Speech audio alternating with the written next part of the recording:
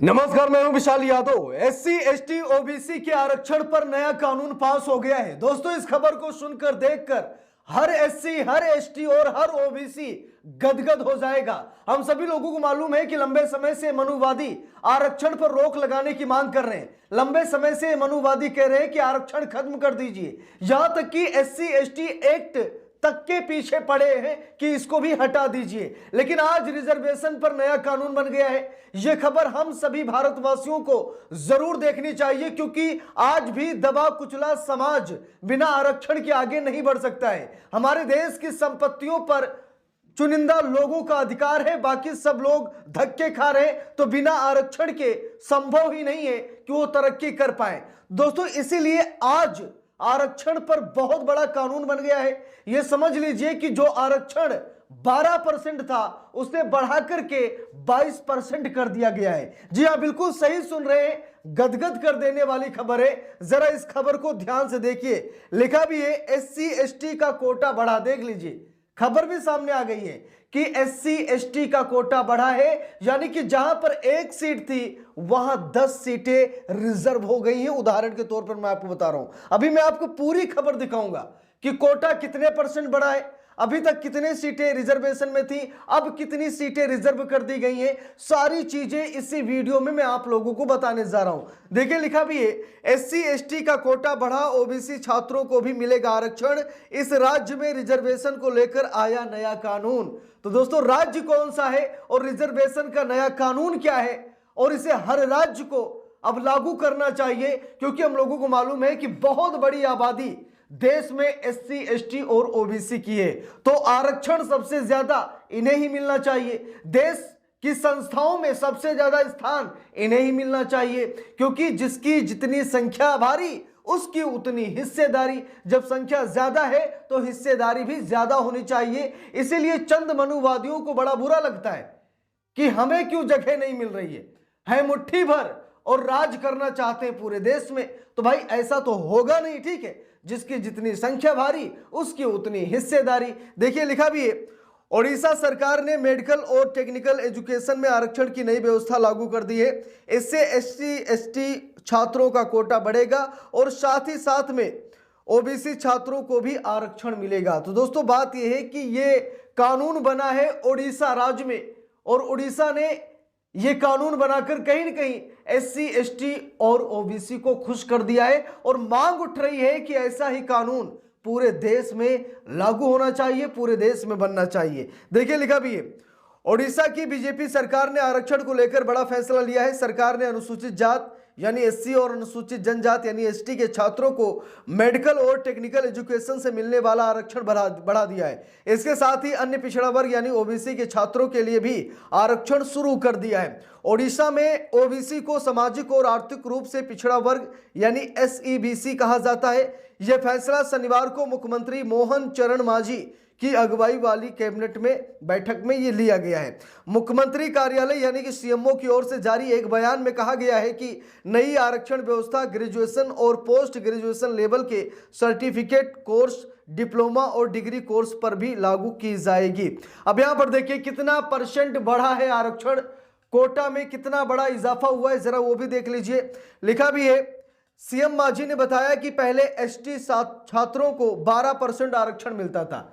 पहले एसटी छात्रों को 12% आरक्षण मिलता था, जिसे बढ़ाकर 22.50 यानी कि लगभग 23% के आसपास आप लोग समझ सकते हैं। वहीं एससी छात्रों का कोटा 8% से बढ़ाकर 16.25% किया गया है। साथ ही ओबीसी छात्रों के लिए 11.25% का नया कोटा शुरू कर दिया गया है। तो जहां पर ओबीसी छात्रों को कोटा मतलब रिजर्वेशन ही नहीं मिलता था, उन्हें कोई आरक्षण नहीं मिलता था उड़ीसा में, लेकिन अब 11.25% आरक्षण ओबीसी के लिए निर्धारित किया गया है और एसटी समाज के लिए 22.50% और वहीं पर एससी समाज के लिए 8% से बढ़ाकर 16.25% कर दिया गया है। यानी कि एक हिसाब से बहुत बड़ी बढ़ोतरी हुई, दोगुना लगभग कह सकते हैं आप लोग कि दोगुना। अब कितने % कोटा बढ़ा है ये भी मैं आप लोगों को दिखाऊंगा।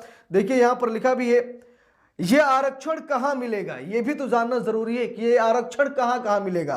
तो देखिए, लिखा है सीएम मांझी के मुताबिक ये नया रिजर्वेशन सिस्टम ओडिशा के विश्वविद्यालयों, उनसे जुड़े कॉलेजों और अन्य संस्थानों जैसे ITI और पॉलिटेक्निक में engineering, technology, management, computer application, medicine, surgery, dental nursing, pharmacy, health science, psychiatry, Ayurveda, homeopathy, agriculture, architecture, planning और सिनेमैटिक आर्ट्स जैसे कोर्स में ये लागू किया जाएगा। तो ये आरक्षण इन्हीं चीजों पर मिलेगा। अब यहां पर देखिए, ओडिशा सरकार के मुताबिक पहले राज्य की कुल 2421 UG और PG मेडिकल कॉलेजों में सीटों में 12% कोटे के आधार पर ST को 290 सीटें मिलती थी।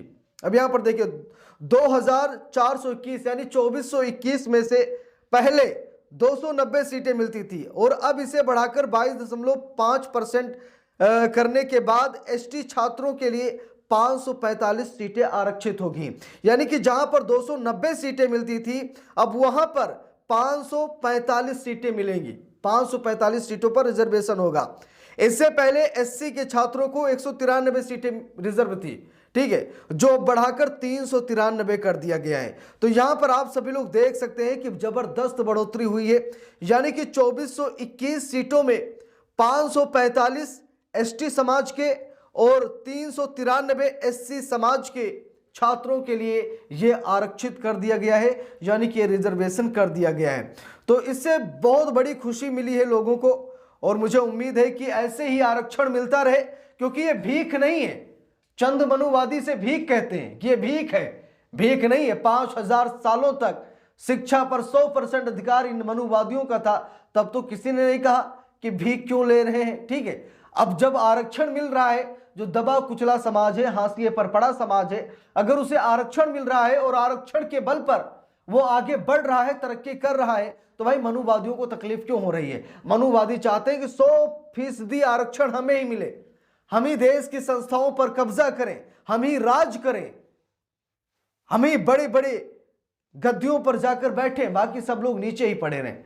लेकिन दोस्तों आज बीजेपी की सरकार ने, क्योंकि पता है बिना दलितों, पिछड़ों, आदिवासियों और अल्पसंख्यकों के बिना नैया पार नहीं होगी, ये चंद मनुवादी सरकार नहीं बना सकते हैं, सरकार को भी मालूम है।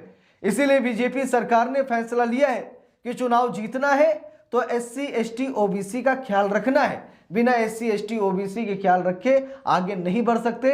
इसीलिए सरकार ने फैसला लिया है, नहीं तो यह फैसला क्यों लिया जाता, क्योंकि इस फैसले से एक तबका है जो हमेशा जलन करता है, नफरत करता है, वो तबका आज जल रहा है, सुलग रहा है कि इतना आरक्षण क्यों दिया जा रहा है। तो इस पूरे मामले पर आप सभी लोगों की क्या राय है, कमेंट करके जरूर बताइएगा। वीडियो को लाइक शेयर, अगर चैनल पर नए हैं सब्सक्राइब करके सपोर्ट कीजिएगा। मिलते हैं दूसरी वीडियो में, तब तक के लिए बहुत बहुत धन्यवाद।